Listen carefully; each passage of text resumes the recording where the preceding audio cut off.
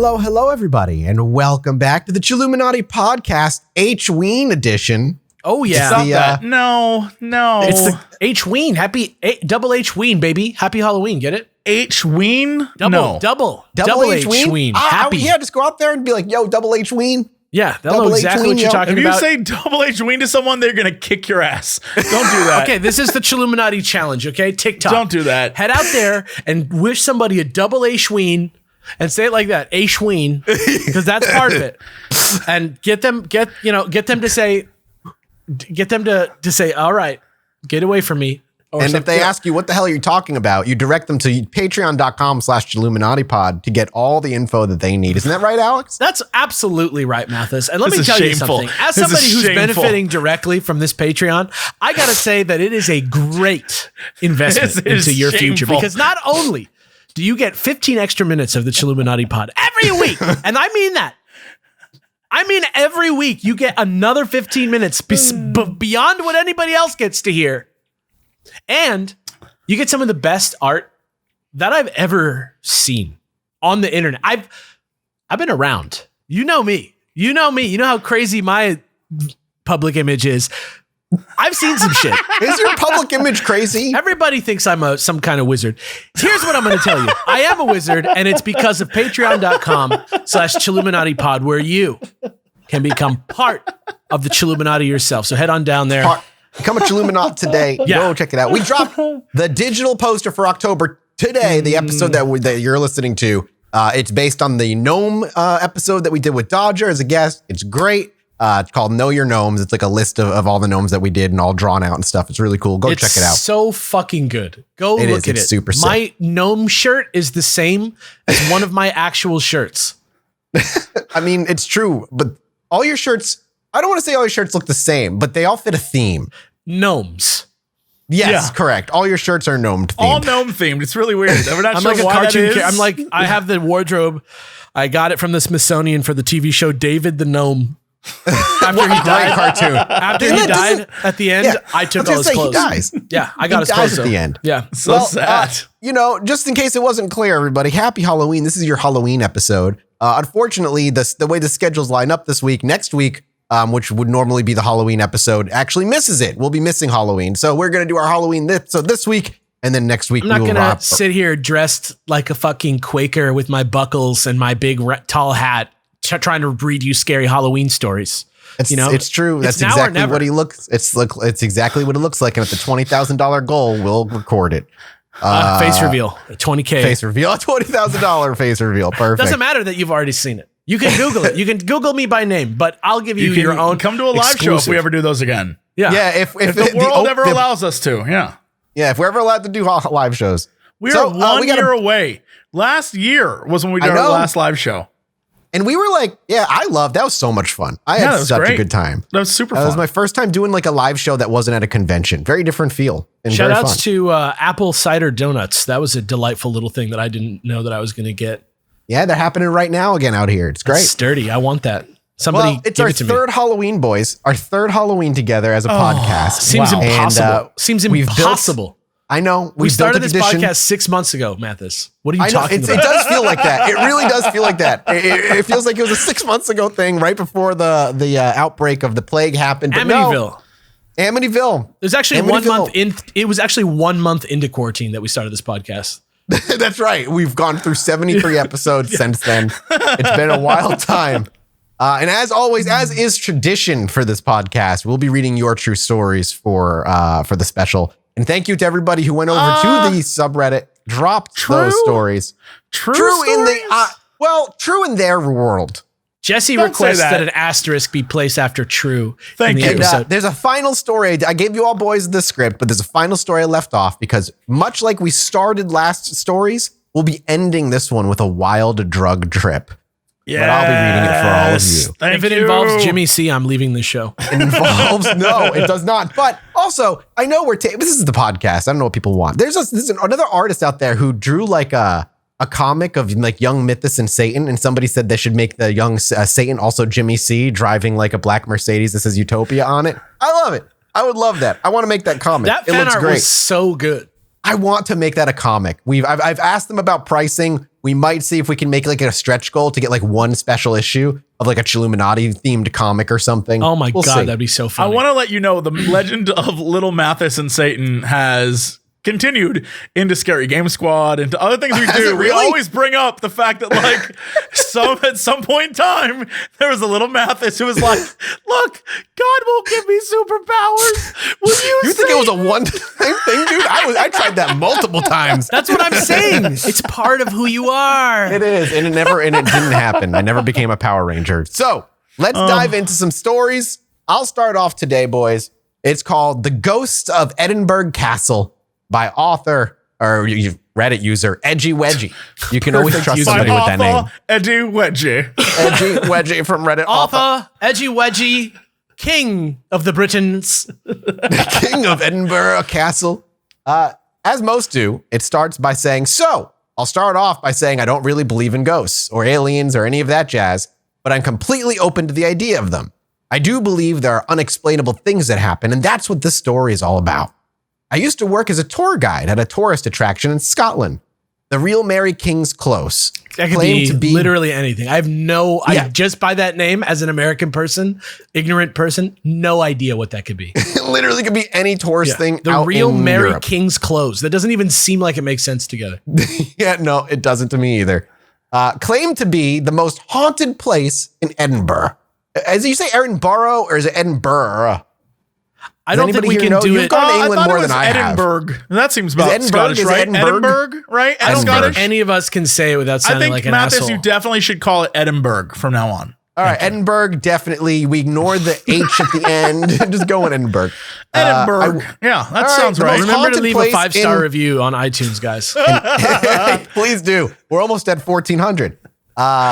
What we did there was we would take a group of people downstairs underneath the city where there was ruins of old Edinburgh there. Now you're probably wondering Definitely why not there's a how you city. say that. Yeah, you say burr and then you pause and then you say then you go guh guh. afterwards. Yeah, you really got to It's called enunciate splitting the the end. diff, as they say. Right. Now you're probably wondering why there's a city underneath Edinburgh, but that does not mean a little bit of a history lesson. But that does mean rather a little history lesson. What happened way back when in the 1600s was they wanted to build a new trade center in Edinburgh as they were worried about business being spread across all of the streets throughout the city and losing money. And they found the perfect place for it. The problem was there were buildings in the way and a very, very steep hill going down. Why they thought that was the perfect place, who knows, but they built it there anyway. To do that, they leveled the buildings on the hill down to the level of the main street. But that meant the buildings lower down the hill still had 2 or 3 floors standing. So they built the trade center on top of all of these buildings and streets and closes as they were called. What a close basically is an alleyway. And we have 3 closes we go on during the tour with Mary King's being the grand finale. Okay. Now that that's out of the way, back to the spookiness. Got Sorry, it. go ahead, Look, Alex. I needed that information, Yeah, actually. I That was really No, good. it does. it. It sets the Yeah. stage. We know kind of where we're at. I know we what can the fuck a close is. the real Mary King's Close is now. Yeah. Yeah, it's an alley. I feel like this is like, when they tried to make the real Ghostbusters, and the reason why it was called the real Ghostbusters is because there was already a TV show called Ghostbusters. Yeah. They couldn't have a show called the Ghostbusters. Is this one of those situations where there's actually another close called Mary Queen of Scots, but then they're like, what's the real one? There's a 70s porn star called Mary Kings, and she didn't want her license to be infringed upon. It checks out. Yeah. We also did ghost tours, ghost hunters. We also did ghost tours where ghost hunters would come down with a group of people and look for some of the residents of the close. I went along to make sure everyone was safe and to tell them about the place that they had any questions. And because I was a broke student who needed the overtime, I feel that. I was genuinely excited to see what would happen, but I wasn't expecting anything. We have a few ghosts, the most famous being Annie, a girl whose family locked her in a room and left her to die after she caught the plague. Whoa. Honestly, though, relatable. in that time, what else are you going to do? I feel like that little girl sometimes. You ever think about that? Yeah, No, never. especially What? with the old-timey DoorDash and ye old Uber Eats. Yeah. It's the same. Sadly, that was a pretty common occurrence. So people who visit sometimes bring toys for her to help lift her spirits. it's Halloween. This person's okay. I get. We're going to war they over claim this. spirits was a pun. I guess that's like a spirit Halloween. We're going to war with Scotland over that. Yeah, it's fair. So we go down. It's pretty quiet for the most part. They tried a few things, but nothing seemed to work. I wasn't surprised, but it was spooky enough being down there at midnight. We moved through a few more of the rooms, and we ended up in the plague room. This is where we usually talk about the plague and how gross it was, but something else would be taking the stage tonight. They put out a radio that would beep if any activity happened, and they started doing their thing. So I'm curious personally, are they talking about a K2 meter or are they talking about a ghost box? There's one more hokey than the other. They're talking about an AM FM radio. You think it was an AM FM radio? I guarantee they turned it to 107.7, The Chill. The Chill, what is that? We should start a radio station now. Let's just quit podcasting. The money's in radio, dude. Yeah, that's a great idea. I don't think that's true. I don't AM think radio. I am pivoting all the time. Satellite radio. Let's do it. Let's do it. I'm not saying that everyone I've known who's had a podcast who went to go do a radio show ended up doing way worse than a radio show, but the fact that you know somebody who was into podcasting and then went and did a radio show. I don't know them personally. I just have listened to podcasts before that then went to radio, and then it was like, this show sucks. You know what we should do is we should go on like Apple Beats One and do a radio show that's just us talking over a playlist, like just playing Chilluminati episodes. Just us riffing on our own episodes? We just set up like sick grooves to go along with like episode 69. You do like, oh, I love it. Yeah. A nice little funk groove. You double dip. My end goal is to get the three of us hosting Coast to Coast AM one night as guest hosts. The dream. As guest hosts. Okay. If George Norrie was like, I have three guest hosts coming tonight, and we showed up and we were like, all right, fucking nerds, that'd be amazing. Coast to Coast AM was canceled after its historic 35-year run when three assholes said fuck on the live radio and bankrupted the company. They come to us for comment. We're like, what the fuck? And they just cut us out. Fuck you guys. Fuck mainstream radio.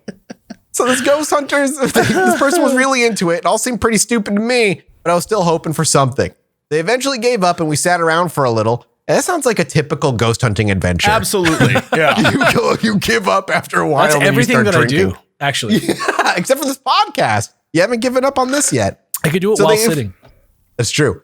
And a woman from the tour group came up to me and asked me a few questions about the place. And I eventually started talking about Annie. I was telling them about how she died and about her house and her family until I was shocked into silence by the radio going off. And when I say going off, it was going wild. It went for about 5 to 10 seconds and then stopped. I was pretty freaked out and I continued talking about Annie. It went off again. At this point, I was really spooked. So much so that after me boasting about how I ain't afraid of no ghosts earlier, I swapped places with my friend in the room. Like that would stop the ghost. Yeah, they're not going to follow you in the other room. They can walk through walls, bro. Check yourself. Ghost hunting 101. We spoke about it later, and the hunters thought Annie might have reacted to me since I was a familiar presence. I would be the only one she would recognize as I was the only tour guide. My other colleagues that were there were all front of house team. But I should point out that Annie's room was actually on the next street over from where we were. So maybe it wasn't Annie, but just another poor soul. You may think that was the end, but the ghosts weren't quite finished with me yet. We went through the rest of the ruins without incident until we got to the main event, Mary King's Close itself. It was long enough after the last event that I shrugged it off as coincidence. Surely ghosts can't be real.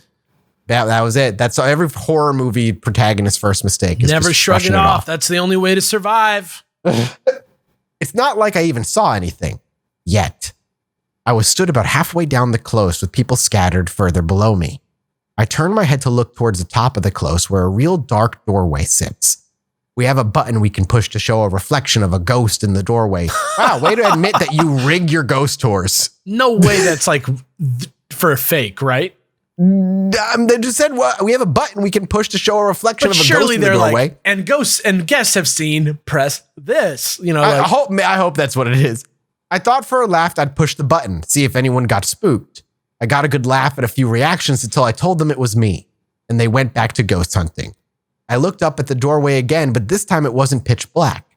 A tiny little orange light, like the end of a lit cigarette, was shining through the darkness, light slightly obscured by the door frame. Don't like that. I don't know why, but every part of me froze. I watched the light for what felt like minutes, but could only have been a few seconds. It didn't look like it was giving off any light. I couldn't see it shining onto anything. I turned away to get someone to look, but I don't know if maybe I was going crazy because they couldn't see anything. I was too scared to go check. I don't know why, but everything in my body just didn't want to go into that doorway, so I sent someone else to check. And nothing. It wasn't until then that someone else piped up saying they saw something, but they didn't know what. Needless to say, it left me pretty shook, but I can't explain it. Now I know what y'all might be thinking, that I was fooled by some assholes looking to make a quick buck, but I don't think it's that easy. We strictly regulate who goes up and down the stairs to the close, as the whole place is a major health hazard. As far as I knew, those hunters had not been down there beforehand, and if they had been, they would have had a staff member with them. But then you might think that the staff member was in on it. But we had all had a really strong ethic toward everything about Mary King's being straight facts. No matter what, everything that has happened or will happen will be completely true. No fake history, no fake ghosts. To be honest, I have no earthly idea what I saw that night, but it stuck with me. Part of me wants it to be some trick, and the other part wants it to be real so bad. In the end, it was good fun, and that's all that matters. But I think about that night a lot and what I saw. The end. That's interesting. Yeah. Yeah. It's like your classic, like kind of quiet, unassuming, subtle ghost story. Kind of encounters that can be chalked up to coincidence, but might be something else. It also could be something you saw that in the light you never seen before, but like it's always been there. Like there's a lot of things it could be, but I think, I love a good low key, like I didn't know what I saw and it was weird and it creeped me out. Like I think those are nice. The best thing about that type of story is that it is utterly believable, especially if you're somebody who has ever been out. I know this sounds crazy, like to imagine not having done this at least once, but just being out in the wilderness or somewhere that's very dark and like unfamiliar at night. Like even if it's your work, you never really get over like being somewhere after hours and that little feeling of being on edge, noticing something and just like hyper focusing on it and like getting freaked out regardless if it was real, like paranormal activity. This experience, I would bet dollars to donuts if we could check the body cam footage on it, is 100% like real. You know what I mean? Yeah. I used to work when I was 14, 15 at a church as like, I used to clean for them. And I just cleaned daytime, during the summer, nighttime. And depending on the time of day, depending on the way things were lit or not lit at all, that church was different levels of creepy. Sure. Entirely. Oh, yeah. Churches going at night in the basement during the day and then going in when like the sun was setting and stuff and everything's just like half lit. You swear there's like shadows everywhere. I'm sure everyone has had that experience. I know I have for sure. I'll admit to this, of being in a place or outside or wherever and you like are hit with a fight or flight response and your response is like flight, and you go from like normal walking home to you're running home as fast as you can, even though there is no reason for it to happen, but like you feel something that's like, oh, something's not right, and you just book it. And once you start running, before, happened to me a million times. You can't stop that adrenaline from pumping through. You're running. Yeah. I will say that I have forever been changed by, I think it was a Ghost Hunters episode where they were on, maybe it's the Queen Mary or something. But every time someone says, we all work here and we all take it very seriously, I often think back to that episode where they were filming and a dude caught on camera the sheets floating off a bed. Yes, and yes, then when I know they what went back episode to you're talking review about. it, they were like, "Oh, there's literally a hidden secret passage here. Someone clearly pulled this, and one of you people is lying to us." And I was like, see, that's one of those things where now I'm like, I don't know, people just be shady for reasons. Yeah, man. I don't know what to trust. Yeah. Well, moving on to the next story. Jesse, you're going to be reading this one because this is a dream for you to interpret. So, Lord. Okay. This one's all yours. Great. Dream. Skating with Cthulhu by Applesauce Chaos. I just wanted to say that I've been a long-time fan of you guys. I've been watching Jesse and Alex since middle school, and I'm now in my second year of college. Does that make you feel old? LOL? I had to leave that in for you. That's the scariest part of the goddamn message. Hilarious. Oh my God. We're all so much closer to death. Anyways.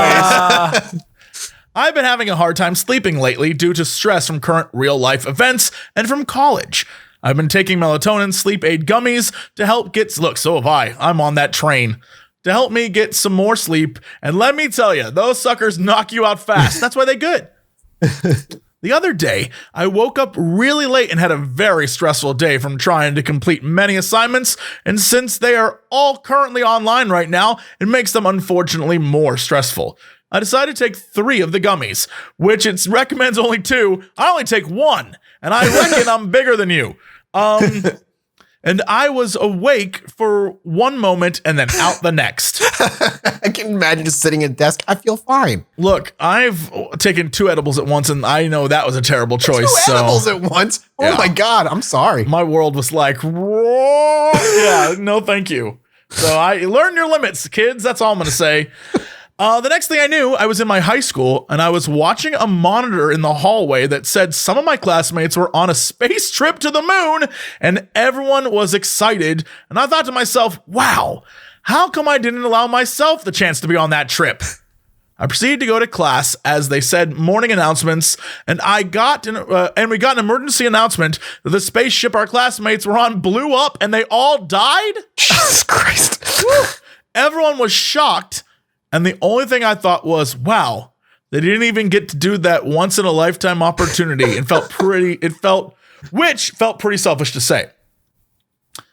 A time skip happened, and it was the last day before graduation, but nobody was happy because they were mourning the explosion of our classmates. Oh my God. And I was, for some reason, roller skating through the school, reminiscing on life and what to do with my life now that I'm about to graduate. It's like the last episode of Magic School Bus. None of those kids survived when they all entered inside that They body. went to the space shuttle and it blew up. All of them died. Even For some reason, they were shrunk. lizard. Yeah. Lizzie Poor the Miss lizard Fribble. was lost in the sky over Cape Canaveral, Florida. Miss Frizzle was not certified. Unfortunately, Her stars school and bus planet was not up dress to code. billowed down from the heavens in so many pieces. One can say the field trip frizzled out. Thank you. Ryan Williams was fired from MSNBC. I then skate out the front doors and end up on a ledge hanging in the air. Imagine walking out a fire escape door and standing on a platform where they clean windows outside of tall buildings. Okay. Oh, thank you. And next to me is a giant, unrecognizable blob monster with tentacles. I feel an uncertain fear of it and ask, what is life worth living for if you don't take the right opportunities to make the best outcome? Deep question to ask then Dream Blob. Yeah, it then sticks its tentacle out and replies to me with, life is worth living through the opportunities you do take. Don't spend time worrying about the opportunities you didn't take. Why am I imagining Matthew McConaughey's voice for this guy? Life's worth living. I then smile and take his tentacle hand as I roller skate off the edge of the platform. And instead of plummeting to my death, the blob monster carries me and floats me into the horizon. I then woke up feeling more relieved than I have in a week. That's an amazing story.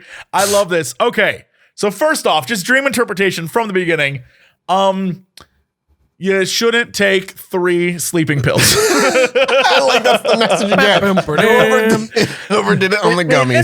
You definitely overdid it on the gummies. But it definitely feels like this is one of those things where just in general, the overall dream is you are stressed and you're thinking about your life and you're thinking about all the things happening in your life and all of the, decisions that we make and the time that we have, right? Because everything in our life is about how can I do things that I view are a safe bet for me with the time that I have to do them and make choices that aren't going to result in, like, if you're anxiety driven, you're constantly thinking of the bad things that can happen with stuff. And all 900 ways something can go wrong. Yeah. And it seems to me like this dream is you thinking about, okay, I didn't take the opportunity to go on this trip, right? Like I missed out on this trip. I can't believe I missed out on it. Everyone seems like they're happening. And the anxiety part of you is like, the ship exploded. Oh no. And then like you have that part of you as well. Like, what if I had gone on the trip and something bad had happened? What if, you have all these thoughts in your brain, and it's all just, your brain trying to work through the concept and idea of what you asked the blob, which is like, look, is it worth living a life if you don't try to take opportunities? And I think that's the blob, which I'm going to assume is some amorphous version of like, you know, whatever, probably your own consciousness reaching out to you and being like, you are probably the blob, right? The blob reaching out to you and being like, hey, it's okay. Come on, let's go. Let's try this thing. And you sort of jump off and the blob's there to carry you, which is, I think, is another idea of saying like, you can carry yourself through any problems. And at the end of the day, you know, it's about taking the leap. And sometimes shit blows up and sometimes it don't. And you just got to do it. And so I feel like hopefully you saying at the end, you felt better than you felt in a long time, that you take that like emotional gratitude and happiness and you move forward. And so instead of thinking like, I want to do this, what are all the things that can go wrong? You now think, I want to do this. What are the things that can go right? And not focus on the problems and focus on all the good things that could happen if you took the chance. And that's the best strategy for life. Bing. That's why this episode is sponsored by Blue Chew. That's right. When the aliens come, you don't want to take any chances. And you want to be sure you're ready for anything that they need to do to you. Blue Chew brings you the first chewable with the same FDA-approved active ingredients as Viagra and Cialis. You can take them anytime, day or night, even on a full stomach. So you can be ready whenever the opportunity arises. Because let's be honest, when the aliens land, they're not going to ask what your schedule's like. They're just going to scoop you up and demand that they can just, you know, use you for their hybrid breeding program. And you just got to be ready to go. Luckily, Blue Chew is made in the USA. When the aliens ask you, wow, how are you so prepared? You can say, I am so proud in the country that I come from because that's where Blue Chew is made. It's prescribed on, well, I mean, unless you're buying it in another country, but if you're in the USA, it's prescribed online by licensed physicians, so you don't have to go to the doctor or wait in line. It's even cheaper than a pharmacy, and they prepare and ship it right to you in a discreet little package. Even the aliens' X-ray vision won't be able to tell what you got in there. No awkwardness, and you don't need to leave the house. That's the best part. If you could benefit from more confidence where it counts, Blue Chew is the fast and easy way to enhance that performance.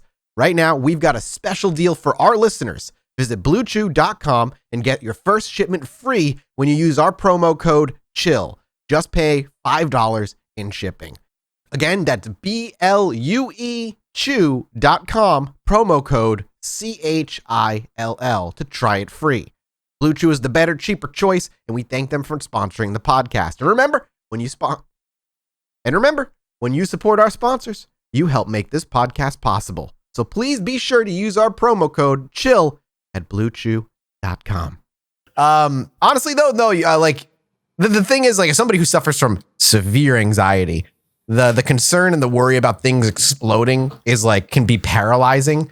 But the thing I've learned being 34 and like just kind of being into my 30s is that as long as the explosion, like when you watch the explosion, as long as it's beautiful and you can pull something from it, not all explosions are worthless.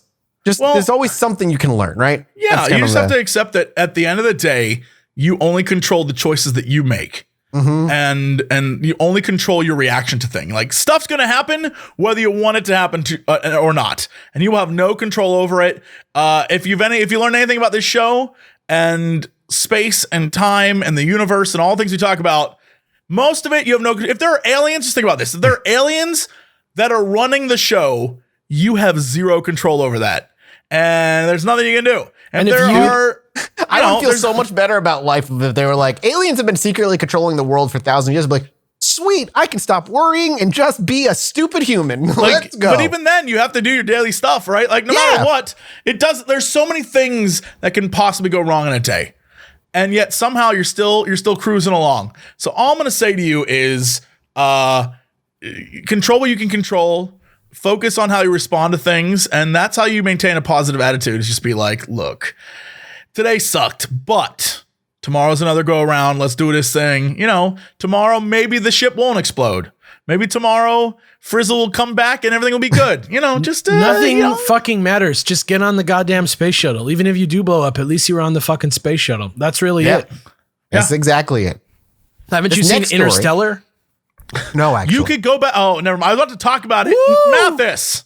I I was about haven't. to be like, you can go. Listen, when I can, as we've said over every episode, when I can travel again, we go to LA. We'll do some movies. We'll do some movies and commentaries over them or something. It'll be fun. Yeah, just don't, sometimes say some nice stuff to your bookcase. Exactly. All I'm saying is you can either be a McConaughey or you could be a Damon. Be a McConaughey. That's all I'm going to say.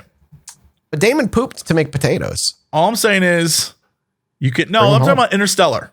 Oh, is he in that movie? No, Nope. no comment. No comment. All right, got it. This next story is yours, Alex. Take it. Which one of these is the username? The bottom one. Okay, all right. This already, just out the gate, this one sounds crazy. This is The Attic Man by Eldritch Land.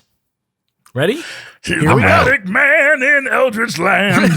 Right? Would've made Mafia 3 a much better name. Alien eggs. All right. We love you, Seattle. First things first, I, 28-year-old male, am a rational skeptic and do not believe in ghosts or demons, etc. Okay to use in podcasts. I'm going to have to stretch my mind for this one to get into character for this, but I'm going to do it. In 2005, my family moved from the home that I grew up in. I never knew if it was for a particular reason, financial trouble, family issues, or anything like that. The house that we moved to was only about an hour away, but was very country. No stoplights at intersections, barely any paved roads, and more tractors on the road than I had ever seen before in my entire life. The house was a former daycare and has a very odd layout, exit signs with floodlights above the door, and a lot of random open areas. I would hate living there. It's like a Counter-Strike Turn map. an old daycare center into a house?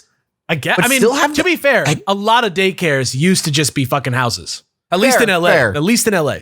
Take down the exit signs, man. Yeah. I was around 14 or 15 when we moved in, had my own bedroom for the first time in my life, and was enrolled in the most southern country school that you can imagine. Literally the lowest graded public school in Texas. Damn. I'm so sorry, Damn. dude. Imagine being in school and like Googling that shit and being like, aw. When we moved in, my brother and his small family, parentheses, wife, son, and daughter, confirmed small family, moved in with us. Due to financial issues on their part, it was to help build up good credit. You don't need to justify this. We're all millennials here. Hell yeah. Well, Jesse's kind of a millennial. He's there. Whoa. We're in the cut. We're in the We are cut. all I am in- still a millennial by Okay. We're 1 in the- year, yeah. but All right. I'm in there. I mean, all right, I work a lot in marketing. I'm just saying. My father will also suffer a crippling injury at work and be disabled a couple years after moving in, causing more issues. The first few years were fun. Coming home from school, playing games with my brother, teaching my nephew how to play and join us. You'll have to No, see with an it. education from the lowest graded school in Texas, I'm not sure how well you were teaching your nephew. You got to mix it up. You got to use Brain Quest. You know what I'm talking about? Yeah. Or that cereal from the dinosaur movie. Anyway, everything seemed normal, albeit with some high tension moments. Sounds like life. As to be expected, with 7 people sharing a house, we had our share of fights. When my nephew was old enough to talk coherently and my niece was learning her words, they began to wake up in the night screaming and crying. My sister-in-law was there to take care of them while my brother worked the night shift at his job. With my parents becoming annoyed at being woken by crying almost every night, my sister-in-law told us that they were having nightmares. My nephew said that there was a person watching them from the open door. No, thank you. He did not like to talk about it very much, so I was asked to play some games with him and try to get some details. This is like the mission you don't want to be on, by the way. This is like this mission is like the inciting incident of like a Japanese horror movie remake. You know, I was gonna this say, is where this you is the start- opening incident to a video game where like you're not the protagonist right now. You're just watching the haunting come to life. This is thing where they you didn't start tell you about the feeling hands daycare. on your neck when you're in the shower. Yeah. Ugh. Yep. Yeah. Ugh. all 18 children were burned to death in this daycare 3 years ago. Like some shit like that is about to happen. We got a hell of a deal on it. Yeah. He looked up to me at the time and wanted to be like me, and I am told that he still does. I bet you that feels good. I wish I had that. Anyway, moving on. I eventually look got up a to you, brief Alex. description after many random games. No eyes, black like a shadow, and moves on all fours like a dog. Ooh, no. Unexpected. Ooh, no. Didn't like that last detail very much. Nope. Yeah. There was also aggression from my dad to my brother. saying that he was being too loud when he was awake at night or going to work. I did not ever notice any loud sounds at night and was only ever woken up by crying children. During summer, I got into the habit of staying up late and hanging out with friends digitally. I know that vibe. It was at this time that I did notice some sounds, a bump of a wall or a loud step. Though what my dad got wrong was that he heard it in the hall. I heard it from the attic door, which is in the hall ceiling. It was poorly constructed up there and had 2 families worth of belongings, so falling objects is not out of the question. Is this about to get real? Is this about to get fucking real? This continued for many years with my niece saying that she was scared of the dark man watching her. It increased in intensity with them freaking out individually in separate rooms, independently of each other, even during the day. Our German shepherds would guard them ferociously and growl at doorways from time to time. In time, my brother and his family moved out and it all seemed to come to an end. So the kids just left, and so that's why it ended. Yeah, the family just ended up leaving and it just ended up ending at that point, but no. Yeah, I don't like that. Years later, my sister, still living with us, had a daughter. She is 6 now. Last year, she began to draw pictures. Uh-oh.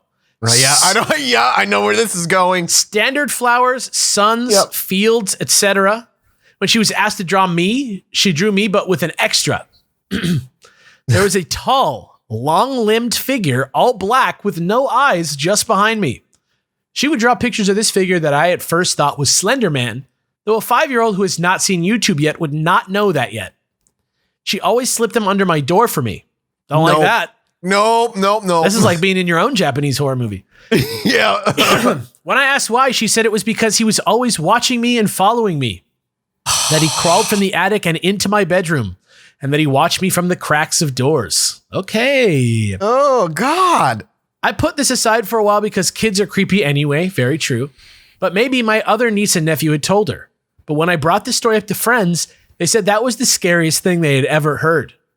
One friend who was much smarter than myself pointed out that my brother's family had been gone for years and had almost no interaction with my niece, aside from the age of 0 to 1.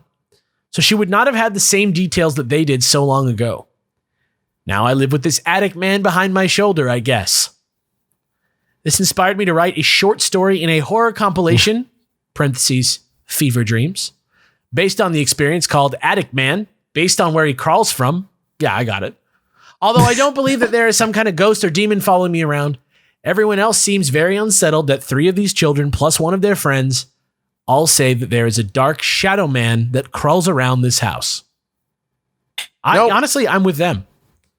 Yeah, I'm good. I'll be real. I was, as you were reading, I scroll back up. I was like, what is this called? Attic Man. I was really hoping that it would be like, yes, they moved out and it still kept happening. And we discovered there was a man living in our attic. I was ready for that. I thought it might go that way too. I read some news story about like these cops were like driving by a house that they thought they like responded to a call like of something like this. And then as they were driving away out of the town, they like looked back and saw into the attic window and saw like a person in there, and they were like, oh God. The image of this shadow man crawling out of the attic into the bedroom, also awful. Not a fan. I love a good crawling ghosty. It's great. Yeah, it's the creepiest ones where they just move in inhuman ways. Yeah. All right, we got 2 more stories. This next one is an alien one and then the drug one. This is just simply called Unidentified Flying Wingman by 4D Gluten Free. I hope this one ends in some episode 69. I could have used an unidentified flying wingman when I was younger. That's what I'm saying. I know. He prayed every day to Satan for a UFW.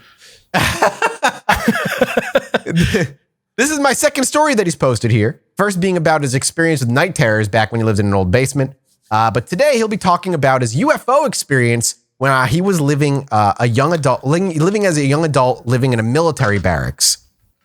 This was during a time I was coping with being new to the Air Force and didn't have many close friends. I joined right out of high school and honestly hated every second of it. What a different life path. I wish I could understand that. It's yeah, I know. I bet you a lot of people were. Like nudged me this close to join the army out of high school. I'm so glad I didn't do it. Anyways, and to summarize the leading up to the encounter, me and this girl were hanging out at the smoke pit between our dormitory buildings, and because we were getting flirty and wanted more personal conversation, She brought me up to the roof of the dorm so we could watch the stars together and talk. Dude, I like where this story is going already. Is that creepy? No, I'm fine. We're good. No, not yet. No, not this is they're I don't know. They're in the military They're in barracks. the military. They're 18. It's not creepy. Yeah, exactly. Okay. It's love, as baby. it's I'm just somewhere- going to watch this like a porn then. Exactly. Thank you. So as it's somewhere between 12 and 2 a.m., the stars were in as full effect as they can be in the city. And as we're laying down on the roof, I see these lights that don't look like stars. She stopped talking mid-sentence to point them out, and I tell her I already noticed. We watch for a while, and they seem to be moving as an airplane does, but it's close enough to the ground that we can make out a triangular shape, and the lights seem to be somewhat wavy. At least that's how we described them at the time.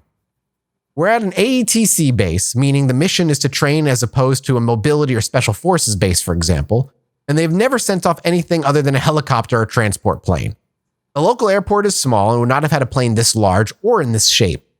The lights made me guess to be around 50 to 60 degree angle pointing and traveling eastward along the coast, not directly over the base, and it was either huge or far away or so close that it couldn't be another airplane from another airport. There was no sound, and it soon dipped out of view behind a layer of clouds in the east. We watched for what felt like half an hour, but I think it was close to 2 minutes. To be honest, we weren't sitting there in awe. We were yelling, "It's a freaking alien, what the hell, oh my God," without Most trying to realistic wake part of the people story, up. to be honest. Yeah, I would have been doing the same Yeah. thing. The whole experience was trippy to say the least. It sparked a whole conversation about aliens and abductions, and we went to watch a documentary about UFO sightings, and we just kind of rode off that high for the rest of the night. She still ghosted me a week later, though. She was a Damn. ghost. The She was a ghost. What a twist. Regardless, the best way I describe it after I looked it up was similar to the black triangle in shape, but the lights don't fit their MO. No other reported sightings that night either. I've looked it up many times. I don't want to say where for safety's sake because I'm still stationed here and I'm probably not leaving anytime soon. But let me know what y'all think. Yo. That's the end of that story. I thought it was cool because it's a typical, if it's not like it was making no noise, if it was, you couldn't tell how close it was, but if it was close and it was large, a large triangle shaped UFO that makes no noise, that's very typical. But it also could have been who knows what it could have been. I Yeah, love and the the fact story that- just aesthetically. Yes. But unfortunately for him, the wingman effect didn't really take off. Yeah, it as wasn't she Goose. ghosted him. That's for sure. Yeah, it did not help. It did not help. All right. This is the last one of the night. This is we've expressed permission from the writer to laugh at this one. This is the drug trip one. And this is simply titled, let me get the title for you correct here. I got to scroll back up to where it is. It's simply called First Time Taking Edibles by Garbage Awoo. Ooh. You know it's good by that name. This one is let's do this. Oop. I literally accidentally scrolled to the bottom of the document. I'm dumb. Okay, here we go. Nope, I lost it again. I'm editing this part out. Don't worry, boys. There it is. Too late. Okay. I get home later that day, and after a bit of winding down, my roommate, which I'll call B for this story, and I decided we should take some edibles Is there a that we had start to gotten. this, or is that how it starts? The only thing you need to know is this: they're 18. They're 19 in the story. They live with a Wait, they but you live with can't their start. You roommate. can't start a story with. So I get home later in the day. What happened before that? There isn't anything. They were out for the day and they ended up buying some edibles that they planned on taking later. Okay. That's the Gotcha. build up to Okay. the story. They're 19 years old and they live in their Right. own place. All right. Gotcha. So they get home after winding down with their roommate and they decided it was time to take the edibles they had recently bought. We Were just these, say fuck it and take Were them these like both. candies or chocolate or what are we talking about here? No details. I don't know what kind of edibles we have here. Just the edibles, but they took All them right. both at the same time. Okay. Obviously, nothing happens at first, so I start showing her how to play the new COD since it was relatively new and she wanted to play with the guy she knew. This is the dream. This is the dream so far. So far, it's This great. is what I always thought would happen one day. Only one day. So I started took showing maybe- her COD. And she was like, I've always wanted to play with the boys. She was like, I'm so into this. You're so hot, dude. You want another edible? It took maybe 10 minutes for us to feel all tingly and giggly, which I was used to and knew was normal. I remember I was playing Gunfight when I saw a guy peek around the corner of an obstacle and I didn't react until he shot me and the kill cam came on. That's when I finally pressed the trigger to shoot. So I figured it was time to put the game down and move on. So now we're sat there giggling in the living room, but that's when I took a turn for the worst. Oh no. Things started slowing down, lagging pretty much. We talking about COD or are we talking about IRL? IRL. Okay. Things started lagging IRL. Okay. So if someone was walking towards me, they would have 3 or 4 of them walking behind them in the same pattern. Like the $6 million man?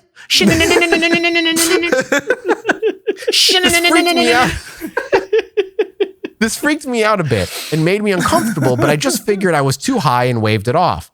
My vision started to become fucked up, and it felt like I was in a movie theater with my eyes were... It felt like I was in a movie theater and my eyes were the screen. So the depth of everything was fucked. Like I was watching a film of the stuff happening in front of me. I'll read that again and hopefully this will make sense. Wait, what? My vision started to become fucked up and it felt like I was in a movie theater and my eyes were the screen. So the depth of everything was fucked. Like I was watching a film what of does that mean? I felt like I was in a movie theater and my eyes were the screen. Were the screen. You're sat there, cup of popcorn in your lap, while your eyes continue outwards like a old school big screen TV, and the picture is projected upside down and backwards onto your own eyeballs so that you can see it. It's easy to understand. Yeah, I don't understand, Jesse. How's this not? Have you never done an edible before? I have never gotten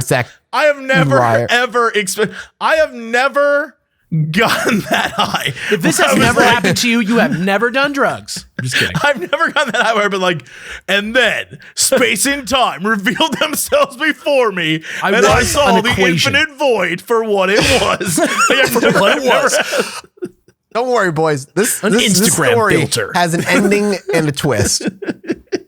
So, while their eyes are the screen while they're in the movie theater, the colors became painstakingly vibrant and sound started to slightly echo. And it made me severely uncomfortable. Painstakingly vibrant is not a phrase. Maybe when you're this high, it is. Maybe when you're this stoned. It was so vibrant that whoever made it took so much care took the time to do it, making it vibrant, that I appreciated that effort. Maybe that's how it feels when you're this stoned. When your Alex, eyes have you are a ever movie felt theater, something? when your eyes are a movie theater, anything's fucking possible, bro. Maybe they just got stoned and put on the Oculus Quest for the first time. Dude, I'm just saying. What it was. Painstakingly vibrant, dude. So the sound started to slightly echo. It made me severely uncomfortable, and to avoid a panic attack, I told my roommate I didn't like this anymore. She understands what I meant and looked at me dead in my scared eyes and said, "We should go lay in your bed." Yo! Now, something you should know is at the time, she was FaceTiming somebody that she knew, a man that was her boss. No, What? I want him out of the story. Get out of here. Wait, hold on.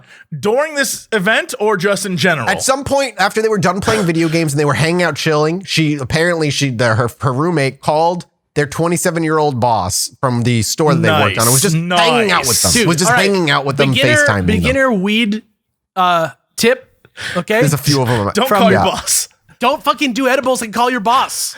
Especially not with a face cam. What the fuck? Well, this guy seemed pretty chill. Okay. I'm not gonna lie. All right. So, let me say that again. So they became painstaking, got uncomfortable, said we should go lay in your bed. And the man that she was FaceTiming on the phone with voiced an agreement. Yeah, that might be a good idea. Nice. I nodded, but we still sat there for a couple minutes longer.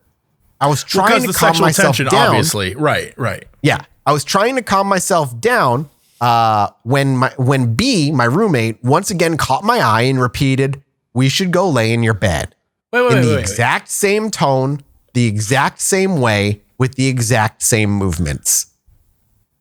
Then the man on the phone, in the same tone and same cadence, and agreed, saying, "Yeah, that might be a good idea." The audacity of this fucking guy on the phone. That guy's the unidentified flying wingman. That's the guy. Yeah, he really is. Oh, yeah, that sounds great. This freaked me out because it was like deja vu, which made me want to cry. I asked her, terrified, "What did you say?" But I don't think she heard me. I shook my head, trying to knock myself out of it, and worked on my breathing. But moments later, B looked at me. Automatically, I faced her, and she said, "We should go lay in your bed." On cue, the man on the phone agreed, saying, "Yeah, that might be a good idea." What the fuck? And as if I wasn't in control of my own words, I once again, in the exact same mouse of a whimper, stutter out, "What did you say?" Absolutely sickened by the broken record of a scene that kept playing out in front of me, making me feel trapped. Horror like I was not apparent here. I want to be clear. So they just keeps repeating over and over. And now this person's getting scared. Absolutely sickened by the broken record of a scene that kept playing in front of me, making me feel trapped like I was stuck in the exact same moment in time in a never-ending loop. I sat there on the verge of tears. I tried to convince myself it's all in my head, that I'm not stuck, and that I'm just thinking things are being repeated. That's when it happened again. She looked at me straight in the eyes, and I prayed to a God I don't believe in that she wouldn't say it, but she did. "We should go lay in your bed." Then the man, "Yeah, that would be a good idea."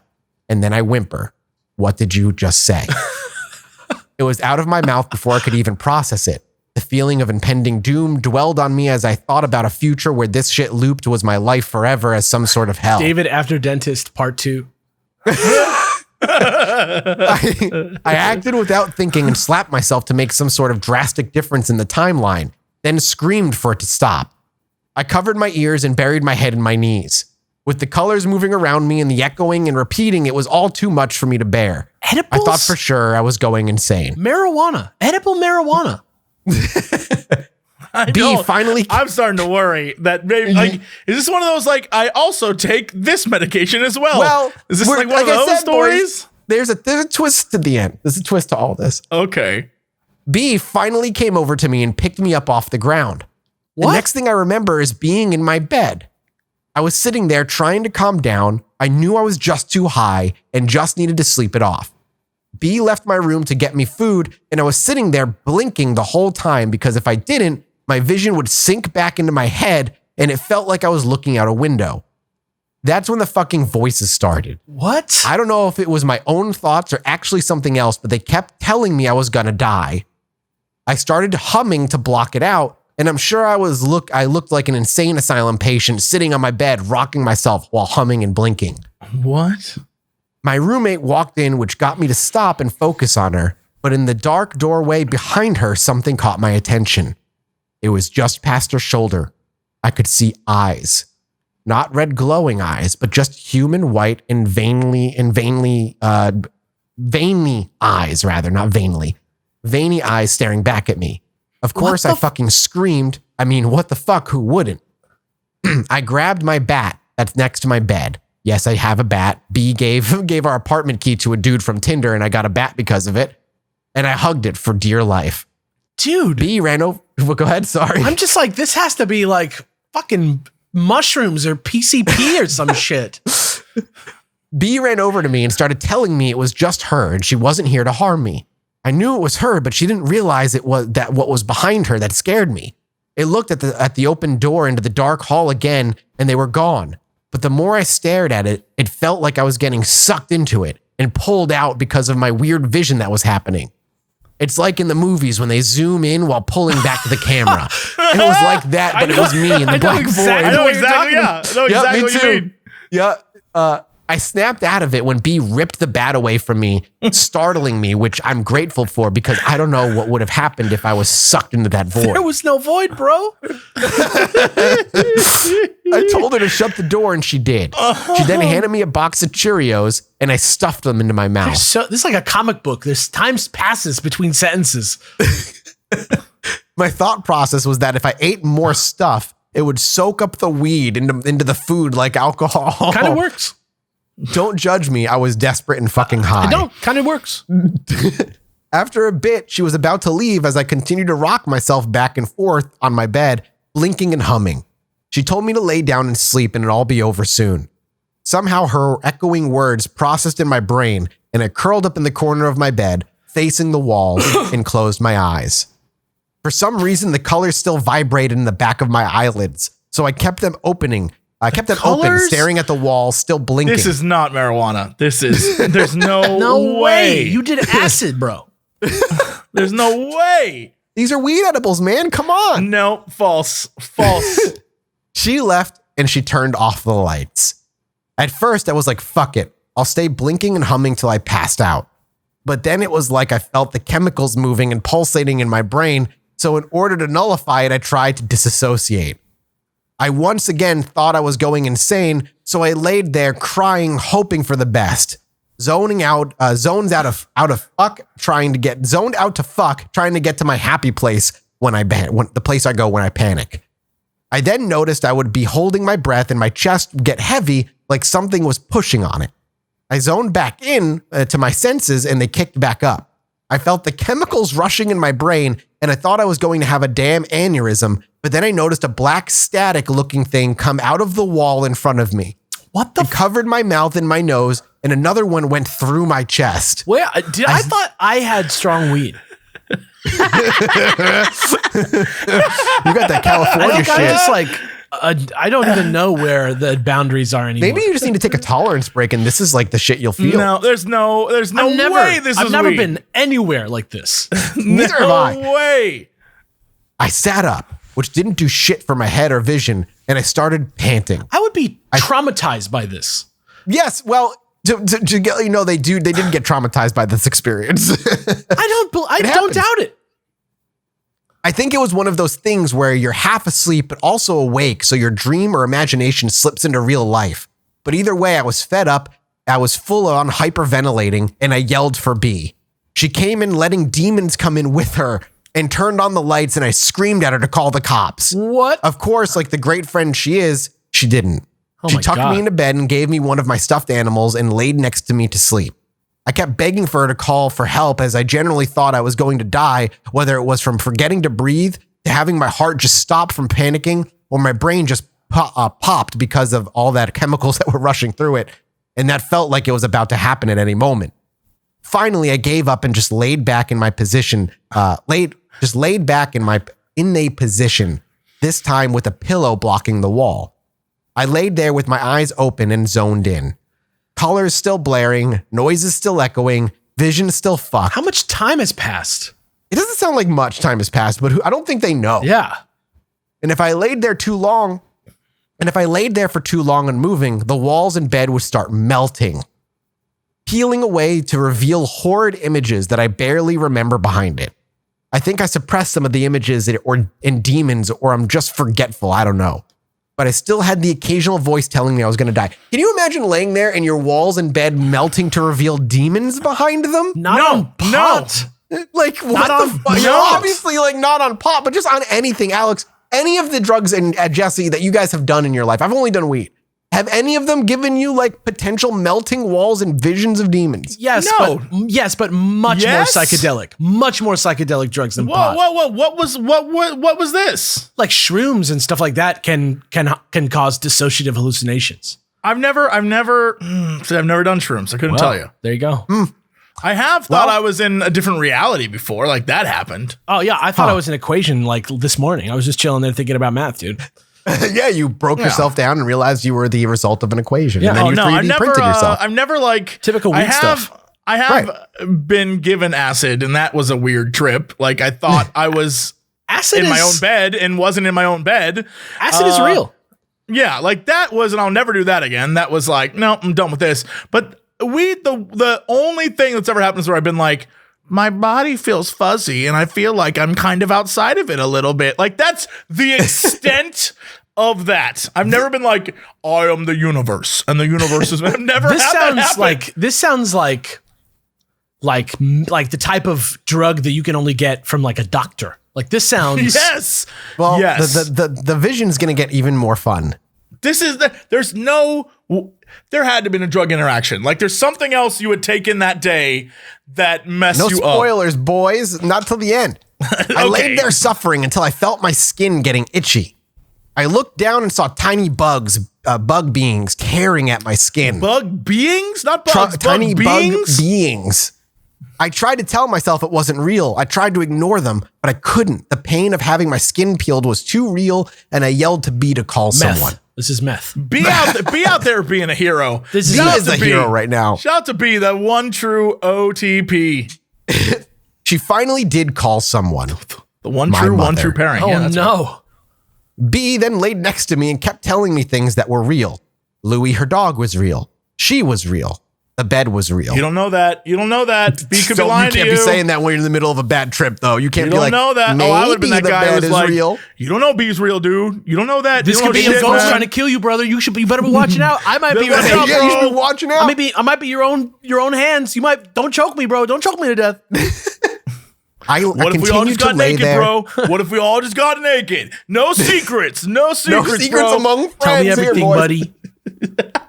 I laid there as colors vibrated and swirled, walls melted to reveal literal hell. The echoing came as if you pressed two phones together while in the line with one another, letting you only vague words reach my ears. This is just poetry now. This is just slam poetry. I know, it actually really got kind of beautiful, that kind of horror beautiful. And demons danced on my skin. What? I couldn't take it anymore. It was too much. I didn't trust closing my eyes because the images in my head were worse than out. Finally, it all became too much and I puked the Cheerios out of my system. I forced myself to roll on my side as to not choke. I could feel the taste of sweet cereal, but it looked like gray goop in my vision. Sweet cereal. Just the taste of sweet, sweet cereal. But alas, goop. It was only gray. My mother then showed up and was looking things up on her phone.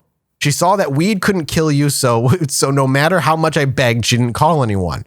Also note, this was during quarantine, so if she did, they would have had to do a bunch of COVID procedures before anyways. Plus, there's not much they could do for my weed.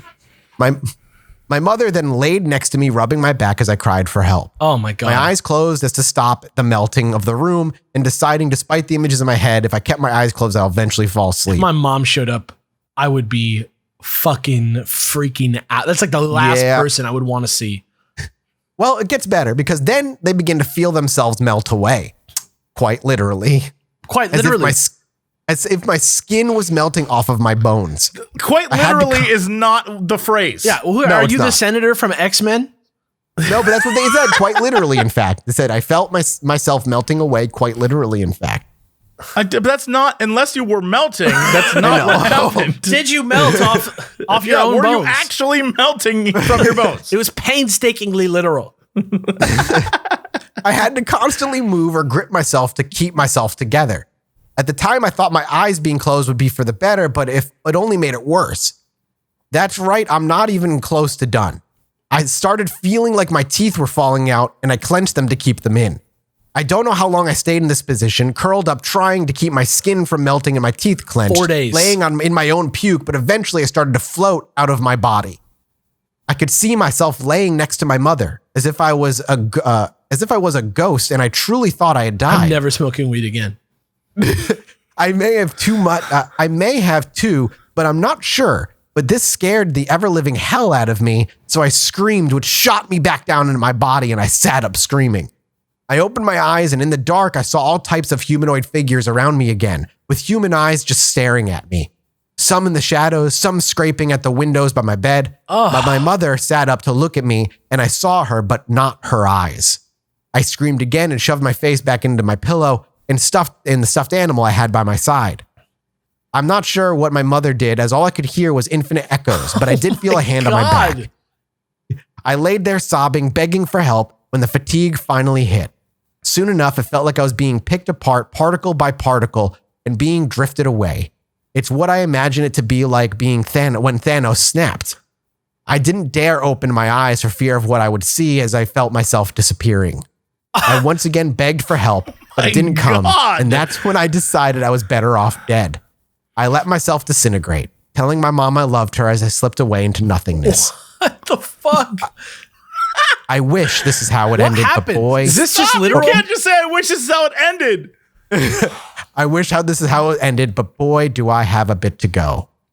This is the part that reminded me so much of the latest video and made me want to tell my story, even if no one reads it since it's so long.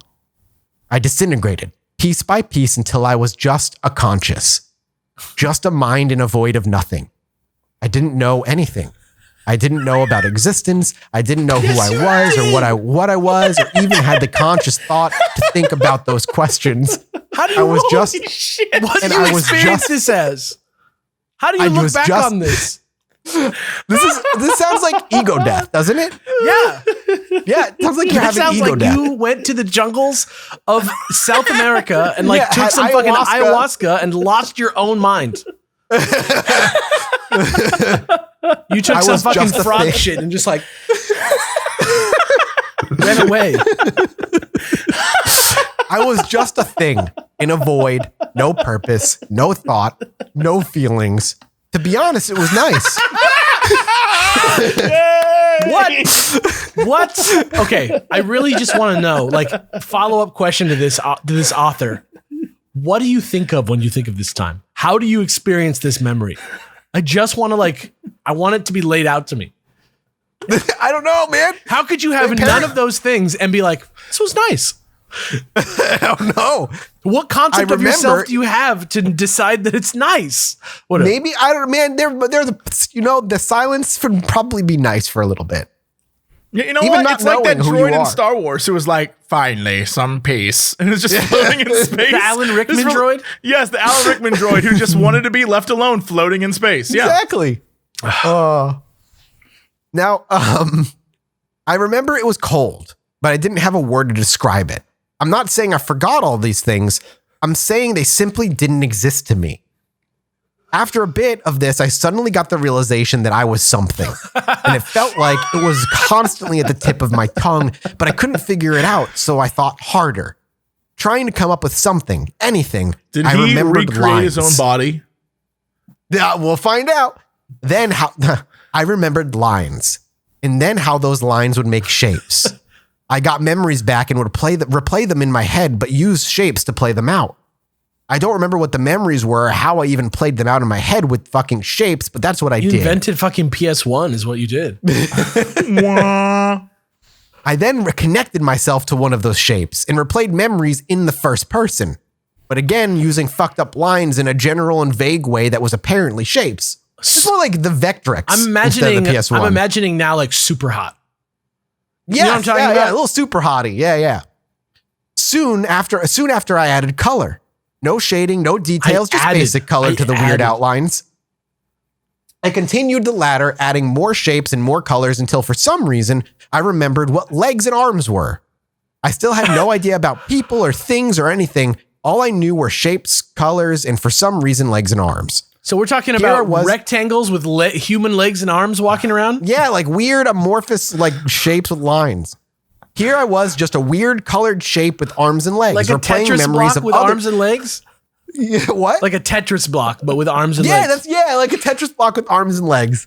It's like the L shape, probably. This is Maybe the wilding Z me shape. out. Yeah. Here I was, just a weird colored shape with arms and legs, or Here I playing memories was. of other colored shapes with arms and legs. More things appeared as if my mind was being unraveled layer by layer. I then realized that what I was looking at was no longer memories. It was real time. I still had my eyes closed and not much memories, but I came to realize I was a thing. I didn't know what that thing was or what I looked like, but I knew I was a thing. I knew I felt something was touching me as I was starting to get my senses back. Is the twist that he moved a wakes bit. up as a baby cave rat? I'm moved writing a to bit. you from a cage. In a I wild was captured. Please someday, send help. Pinky. We I'm take over actually the world. human. I moved a bit and it triggered a memory of how I was shaped. After that, I remembered what a human was and that I was one. I started to remember what I looked like. I had shortish hair. I was tannish. I had strong legs from sports. I had freckles. Once I figured that out, I remembered who I was. I was a girl, half one race, half another. I loved soccer, dogs. I missed my dog. I clung onto the small memories, repeating them in my head.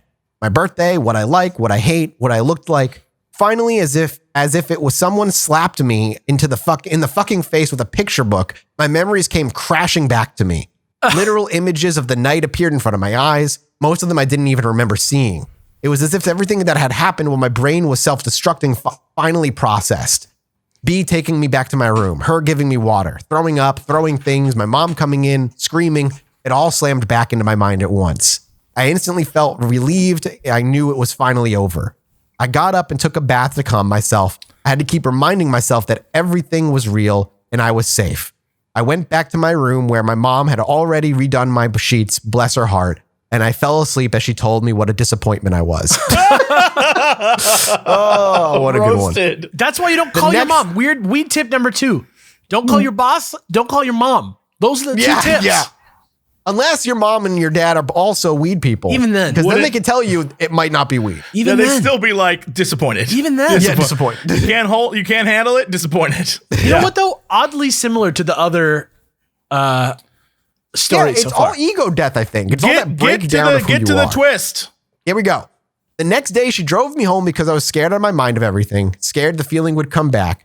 I just wanted to be home. I talked to my dad about the experience, and he said we had an at-home drug test from when my brother was in high school, and I should take it because he said it didn't sound like that was weed that I took. That's what I'm talking about, Dad. Yeah.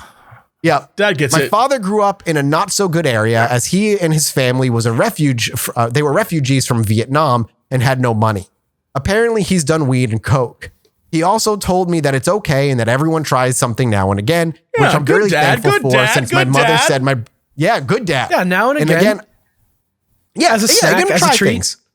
Yeah. As a little treat. You can Daily try as a something coping dangerous. mechanism during COVID, whatever. Yeah, whatever. Nobody's done which that. I'm really thankful for since my mother said my brother and I were just a disappointment and were ruining our lives. Not something I want to hear after seeing, demons all night long. Anyway, I took the drug test, and after 10 minutes of trying to figure out how it worked, it turns out that the edible I had was laced. It wasn't just weed I had taken. The edible was laced with PCP. Boom! There you go. There you go. That will do it. I at first didn't know what that was, and my parents said it was just like a narcotic, so I didn't think it was too bad until I looked it up and saw it was called angel dust. The only way I know if angel dust is because of the Has Been Hotel. I don't know what that is. But I do, because I'm from the internet. Has Been Hotel is an animated series about hell, and one of the characters is, I believe, named Angel, and is like a druggy demon / whore. Yikes. Yeah. That's crazy. Yeah. I looked more into it. And apparently not even the biggest druggies would touch it because of how bad that shit is. So yay me, just going straight to the most fucked up drug available. Can I do have a question, and maybe this is worth a follow-up. Wherever you live, and I assume this nation of ours, is weed legal there? Because I would imagine if you bought it from like a dude that you know, you have a greater chance of it being laced with something rather than going to an actual store that actually sells it, that is licensed by the state to do so. Like, I think a lot of people are like, man, legalizing weed, that's terrible. But so far, it's only made it safer for people. I don't know. And I don't this know where is they the live. natural segue that I've been waiting for to pitch you guys the actual Boston Baked Bean Boy legalized weed shirt. Let's do it. 100% in. Let's do it, dude. So before we say goodbye, I did leave this out because I think it would have put you guys on the trail of what was going on, even though you kind of figured out something was up anyway. So you might be wondering where they got the edibles. So I don't think where they live is legal for this simple fact. It's probably got some guy named like Tony J. Some guy that's He played lives by down the James street. Franco in the Yes. movie Remember how I version. told them they were on the phone with their manager? They got it from the manager? There was absolutely no boundaries with management and employees. Our assistant general manager was a 27-year-old vegan skinny man, and he was constantly on something. Mushroom, acid, coke, you name it, he did it. Makes it so much He was also creepy, our man. supply. He was also our supply. Well, there's your problem. That's where they got their edibles from their vegan skinny druggy. I will admit, manager. there's something really funny about how if this was a movie or something, the whole scene where they're sitting on the couch and she looks at her friend and she's like, B, I'm freaking out. And B's just like, we should go lay down in your bed. And then you hear the guy go, yeah, you should go do that. And then, what did you say? And then have that repeating over again and being like overwhelming, like, oh, what did you say? And then cut to the outside shot. It's them just like sitting on the couch, like, what did you say? Yeah. Right? Perfect. And then her turning and being like, we should go lie in your bed. Yeah, you guys should do that. What did you say? We should go lie in your bed. Yeah, you guys should do that. what did you say? Like it just repeats over and over again. I can imagine that being very funny. The dude on the phone is so much creepier now, knowing that he's like this like drug hookup vegan dude who's like, yeah, that gave him laced shit. Hell yeah, you should go lay down, guys. Whoa. He probably thought he was going to get a fucking show.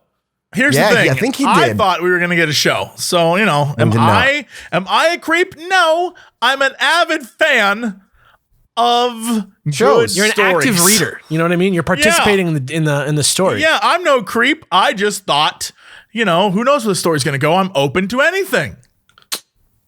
Oh, that's it. Our drug listeners are experiencing realities beyond our very own. I hope you all enjoyed your Halloween. Thank you so much for listening to us on this Halloween special.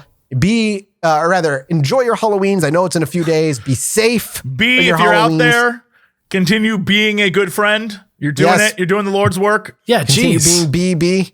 Maybe don't bring over random Tinder boys and give them the key to the apartment right away. That's kind of a mistake. Don't do that. I like that. We're going to go record our after show or our mini-sode, and then next week will be the finale of Robert Irwin. We love you guys. You can go reach us at all the socials. Twitter is Chilluminati Pod. Honestly, the big thing right now, hey, those Mothman t-shirts, they're going to be gone. They're limited edition. They're going to be gone on the 28th of October. So by the time you're listening to this, you've got like 2 days left. Once they're gone, they're gone. You may see the art return in a different form a couple days later, but not. Grab the shirts while you can. The shirts are going to be going away. And then we'll have a brand new cryptid collectible art t-shirt going and taking its place soon once that art is finished up. So go check that out. It's yeti.com/collection/Illuminati. We're off. We love you. Goodbye. Bye. Anyway, me and my wife were sitting outside indulging on our porch one night, enjoying ourselves. I needed to go to the bathroom, so I stepped back inside, and after a few moments, I hear my wife go, "Holy shit, get out here." So I quickly dash back outside, and she's looking up at the sky in awe. I look up too, and there's a perfect line of dozen lights traveling across the sky.